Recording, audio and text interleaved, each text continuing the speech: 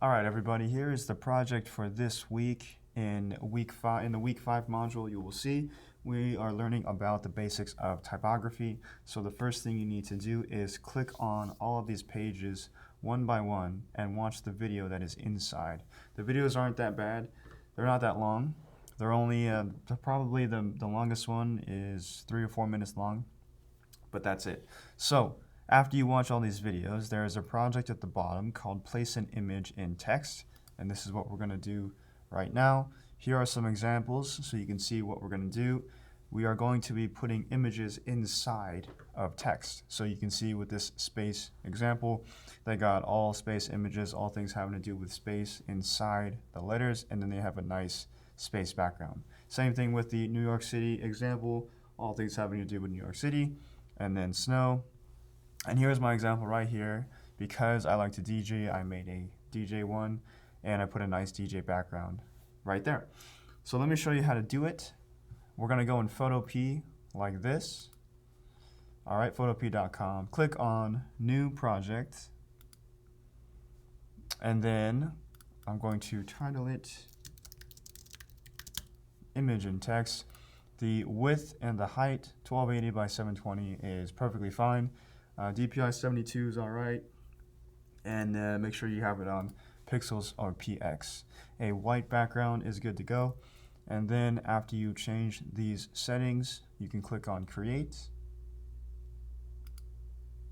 And this is what we got right now. So I'm going to recreate my DJ Lou example for you guys so you can see how to do it. The first thing that I'll do is actually find a DJ font that I want to use. So what I did was I went to Google like this.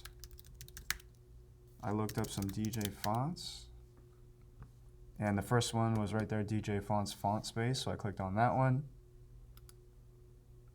And then I scroll down to find the one that I like. And then as you're doing this project, there are some things you need to keep in mind. You'll notice how in the examples up here, the choice of font they used, it's very thick, it's very heavy, and you can clearly see what the image is because the font is so blocky and it's so big. If this font was, for example, like a cursive font that's very light and very thin, it'd probably be very hard for you to tell what the image is inside. So we need to try and find a font that's pretty thick like these, pretty blocky, just so you can see what image is inside. So keep that in mind as you're looking for your specific font. And I found this DJ font over here that I like. You see like this trench thin, this one might be too thin to actually tell what image is inside. So we're gonna watch out for that.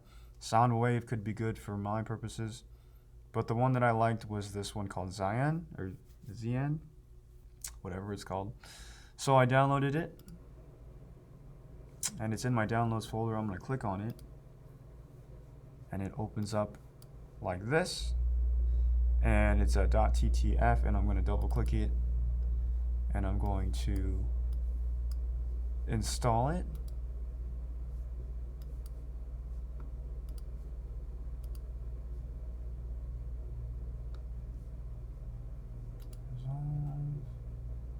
Now it's asking me these questions because I had already downloaded it, but I'm going to do it again just so you guys can see what it is. All right. So it pops up right here in my font dictionary, my font notebook. It's right here, called Cyan, and I got 2 of them. So let me remove that one. Okay, so I got it right here, Cyan regular. So after I download the font that I want, I'm gonna go back to Photopea. And the reason why I show you how to Google this stuff is because you can do it for almost any font that you want. If you guys are looking for like a Disney font, you can download these at dafont.com, anywhere you want, honestly, any type of font. So you go back to Photopea, you click on the text tool, and then I'm going to change my text options up here. So you click on Deco right here, and that was the one that I already had, but I'm going to try and find the one that I downloaded. if you do download one, you should be able to click on load font, and you should be able to find the one that you downloaded. Mine was in the downloads folder, so I'm going to go to downloads folder, and it's right here. So you click on that, and it says load also next time. Yes, okay. So it says font Zion loaded, so I'm going to go back in here. I'm going to try and look for it, and it's right there. So I'm going to click on it, and then I'm going to click right here and start typing like this.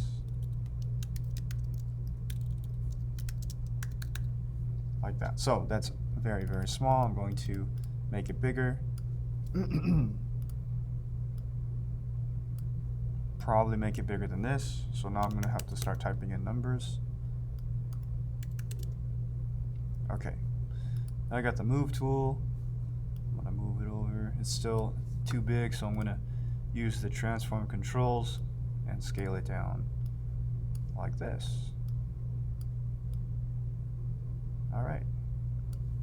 So that's the first thing with your font.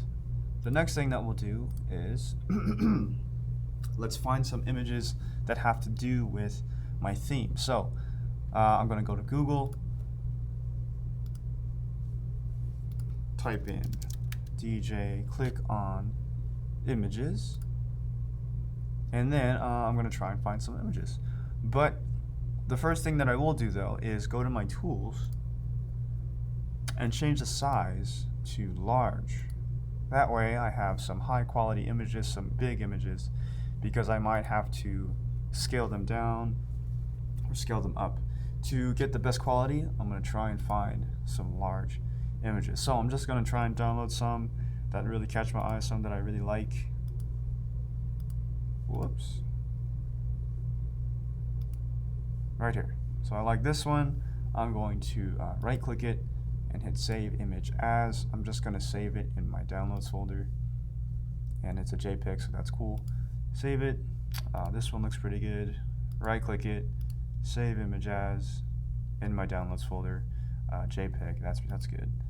And then just real quick, let me find some. This one's cool. Right click it, save image as. JPEG is good. Save it. How about DJ? I'm gonna get creative with my searches now. Cat.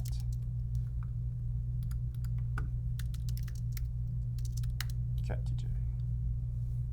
Cool. This one looks cool. It's a large one, so that's good.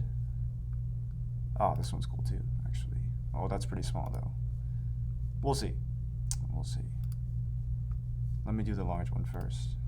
And if that one doesn't work, we can try and go back and use the smaller one. So, right click it, save image as. Downloads folder is cool, good. JPEG's good. Mushroom is really big right now.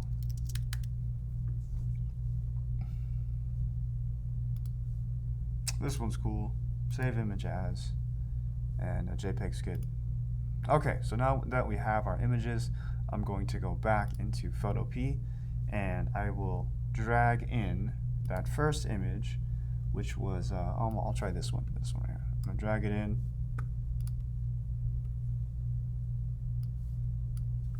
Let's see if I can actually drag it in, if it'll let me. There we go. So drag it in, and you right on top, and then let it go, and it looks like this. So it took up the whole size, so I'm going to resize it and click on the move tool and click on transform controls, grab the corner, and then as you're dragging it down, I'm going to hold down the shift key like this. When you hold down the shift key, it preserves the proportion so there's no distortion. Alright, so we got this right here, and then the way that we make it come through the letters is like this. Let me show you. So right here, I have the white background, I have the text right there, and I have the picture right on top.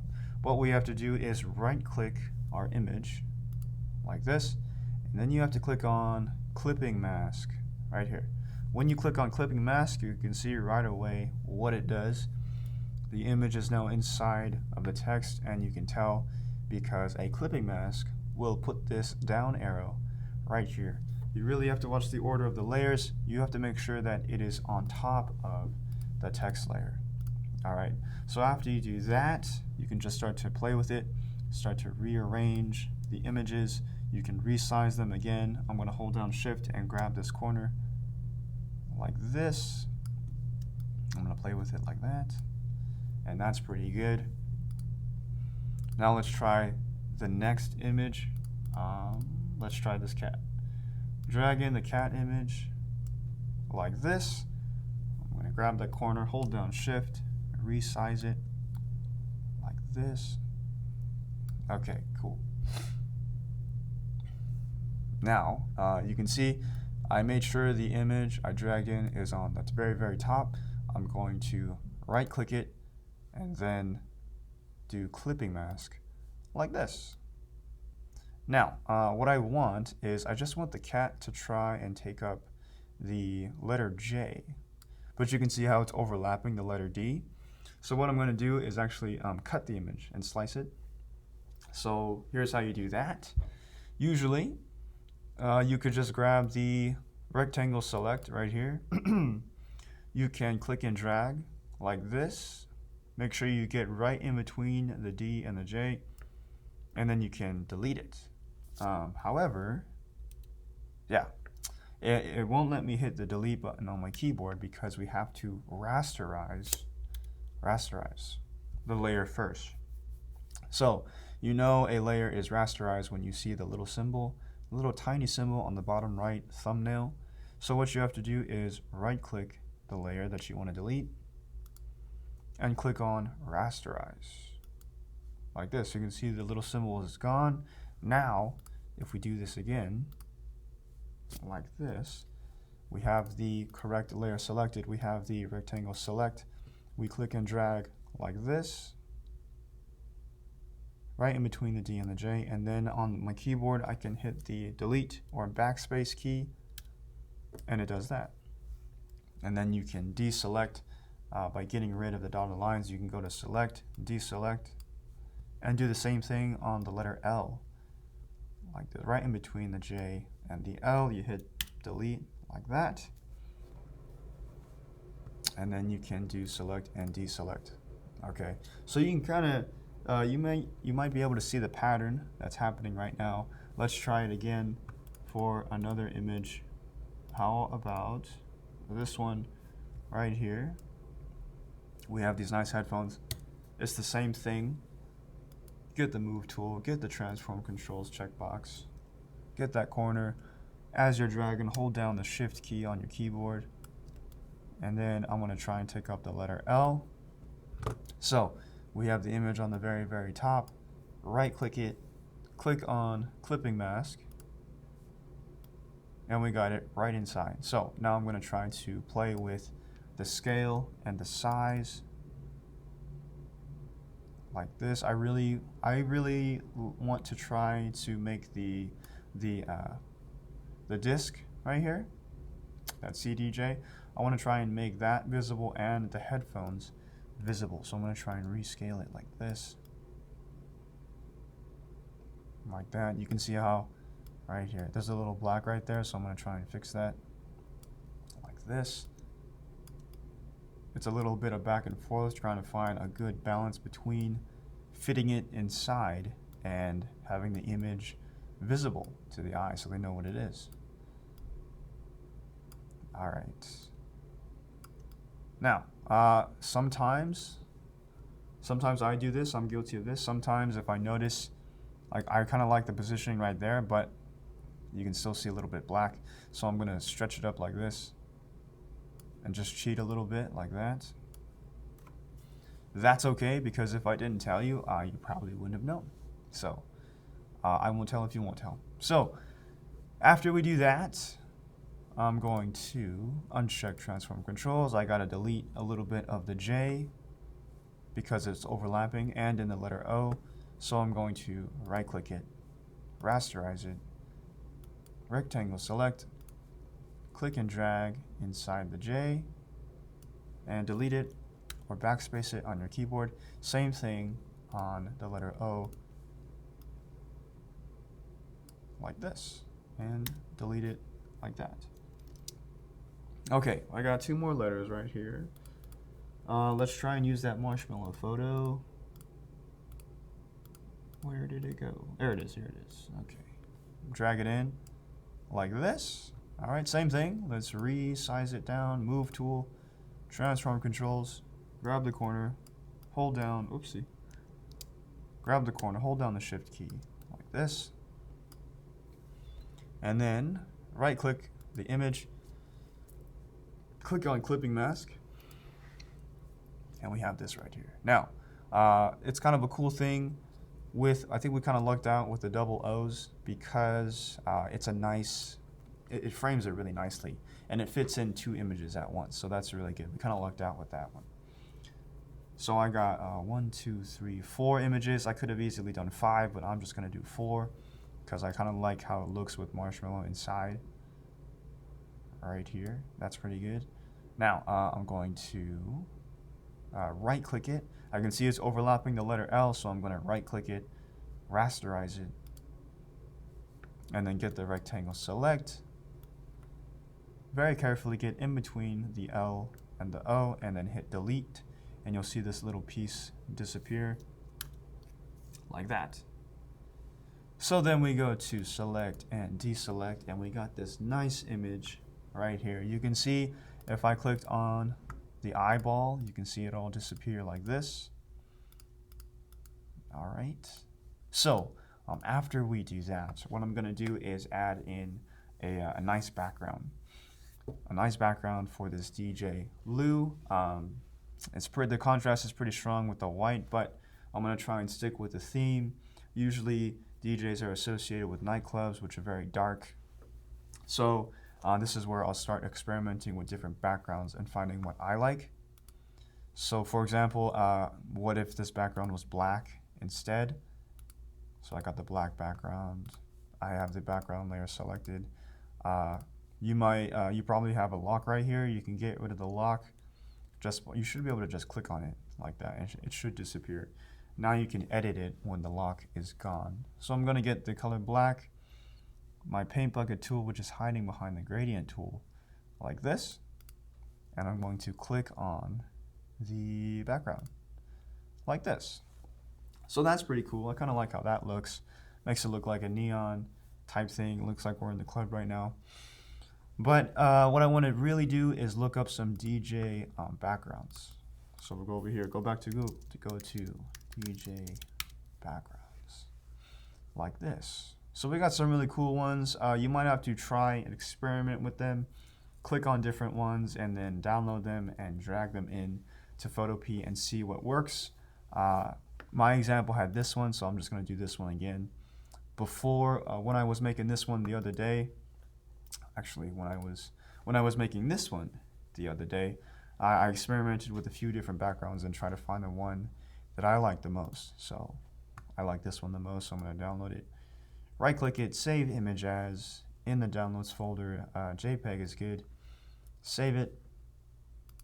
I'm going to go back to Photopea and drag it inside like this. And we got this cool background right here. Nice. So you can see the length is a little bit short. So what I'm going to do is scale it up. So we have the move tool, the transform controls box, and then I'm going to grab the corner and hold down shift and drag it like this. Okay, so we have that. That's pretty good. Let's see. I might just experiment with the scaling a bit. Maybe I like it right here. Maybe I like it when it's actually stretched out. I don't know. I'm just going to keep it like this for now. And then uncheck this box. So we have this cool DJ background, but you'll notice the contrast is not as strong as I'd like it to be. So what I'm going to try to do is darken the background. Okay, so the first thing I'll do is rasterize the background. So you click on the background layer, right click it, rasterize it. And there's this cool thing we can try and do with these two layers. What I'm going to try to do is lower the opacity of this one right here. So you click on that layer, you have the opacity right here, and you can just lower it and it'll get darker. The reason why it is getting darker is because we have this background layer underneath it. So let me go back to 100 and show you. If this background layer was not there, like this, if we hit it, and we did the same thing with the opacity, it won't do the same thing. Okay, that is because the background layer is gone. So if we turn it back on, you can see what happens. So we gotta watch out for that. Okay, so right now the opacity of this one is really low. If you go 0, of course it disappears, so we gotta watch out for that. So let's turn this back on, the background layer. And then go back to this one and lower the opacity until you're satisfied with it.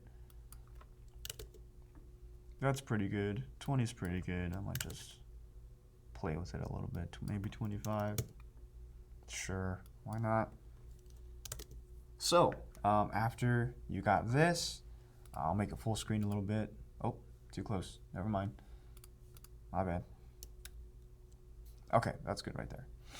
So after you do this, I just did a DJ. You can do whatever word you want. Maybe you can find a theme. Maybe you can find a hobby that you like. And then what if you did, for example, maybe you like volleyball. So you type out volleyball, and then you put in pictures that have to do with volleyball. Actually, now that I think about it, volleyball is a pretty big word. Maybe you can find a shorter word and make the work easier on you. Okay. But yeah, you have a lot of creative freedom with this project, so I encourage you to take advantage of that, roll with it, find something that you like. When you are done, go to File and save it as a PSD. That's the first step. There's two things I want you to do. The first step is to go to File, save it as a PSD. All right, I'm not going to click it because I don't need it. Save it as a PSD. So after you do that, save that in your files. And then go to File again, and then go to Export As. And why don't you export it as a JPEG? All right, JPEG. So you click on JPEG. This is gonna pop up. It's gonna ask you the sizing. It's gonna ask you the format. It's gonna ask you the quality. I'm just gonna go to I'll say 90 to 100, either or, depending on how powerful your computer is. 90 to 100 is good. I'm going to do 100 because my computer is pretty strong. And then I'm going to click on Save.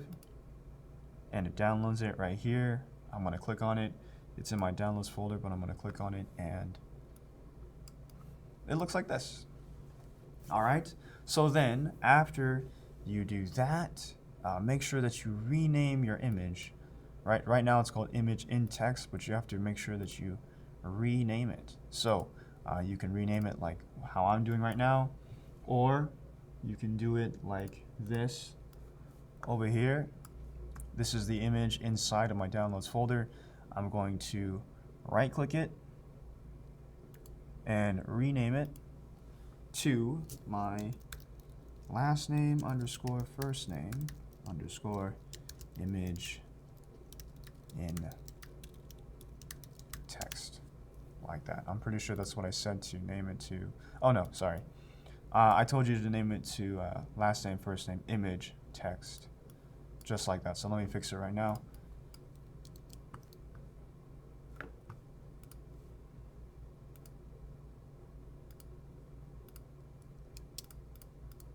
Right click it, rename it, last name, first name, image, text, and then you will submit this onto Canvas, and then you'll be good to go.